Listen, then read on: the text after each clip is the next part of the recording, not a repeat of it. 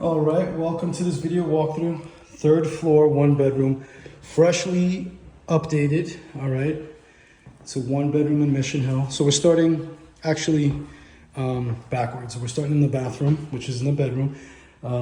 Shower tub combo, vanity, sink, toilet, all your basic essentials. We got a beautiful white ceramic backsplash, quartz tiles on the floor, some faux wood flooring.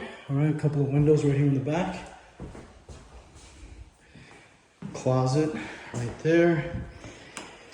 And we walk into the living room, open living room with a freshly done kitchen. Beautiful white cabinets. That is granite right there. Okay, we have an electric stove, decent sized fridge. We have another closet right here with some lighting in there. And then the entrance right there. Okay, there's coin operated laundry, heat and hot water included. There's steps to the green line, not too far from the Longwood Medical area, super close to Northeastern. And yeah, I think that's about it. Hope you enjoyed our video walkthrough.